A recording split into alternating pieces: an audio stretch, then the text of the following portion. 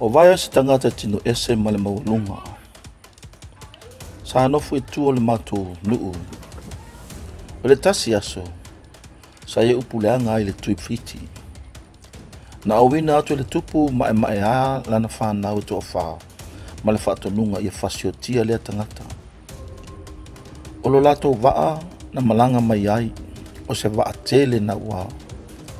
Sa le mawhai o na alu i tutonu i le taulanga.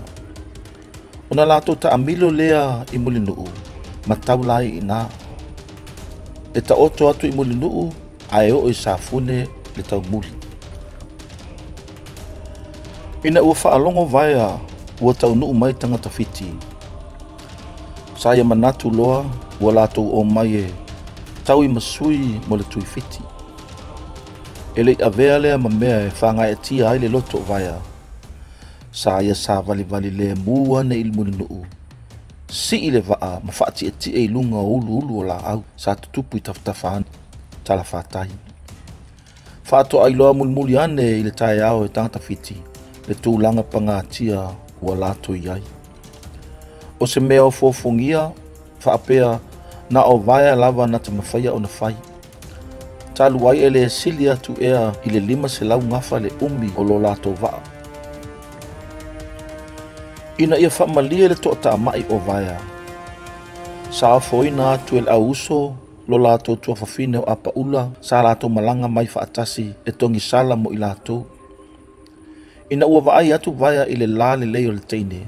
Sa ia talia loa ma le tuunga, ma ia bawe o ese loa i lato. Ma whasa o ina ai o lato wola. Sa lato malanga ese atu loa. Ai tu ua na o si o lato tua whawhine o apa ula mo vaia. Sa fefe le teine o na ua tu ua o ia ma vaia. Ai tu e fo atu o na tua ngana i fiti. Sa fia tele vaia o na ua mawalo na to o lua. Ina umawai ni nai masina, sa to apa ula, maungani ane loa ilo na to o lua o vaia, e fia malanga atu e asilo na ai ngai fiti. Natalia e vaia lo na manao, masauni loa le whainga malanga. Ao alu le whainga malanga apa ula, sa tu whanoa noa vaia i ngā taiane o Savalalo, mautilo atu ile mou mali atu le whainga malanga i tawhatafa ilangi. Sa solo le leimea uma, moni na yaso. Peitai, sa whaale tonu le sambi. Mana tuai au na tau nu le waa, ma whanau ai loa e apa ula lana tama i le vasa.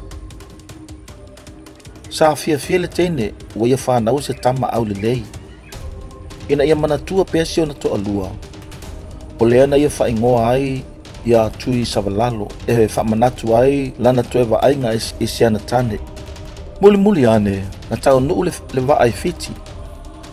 Ona olo na fefe i na tua ngane, na ilatou aina siana tama. Nana nae apa ula o ia i talane o le matawhanga.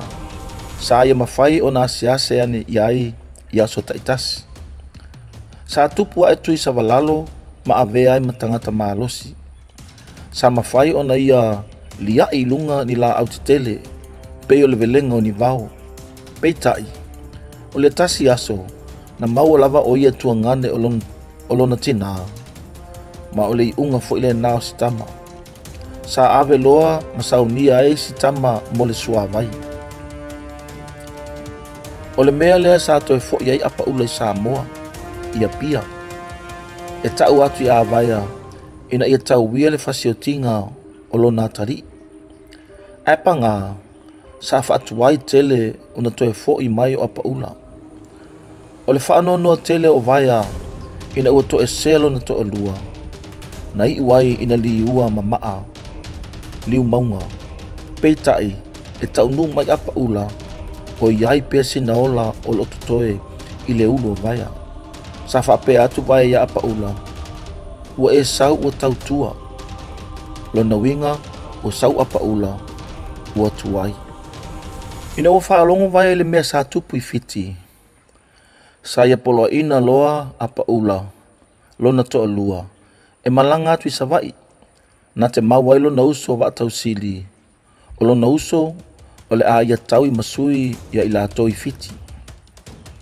Ina ua lata atu i fale alupo, sa ia ulufale i se ana ma malolo ai mo le pō.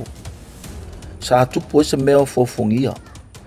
Na vaia le tene le tama tino vai ua avea o se tama au le lei ma le tino ese. Mauna fōlinga pei lava o lana tāne o vaia.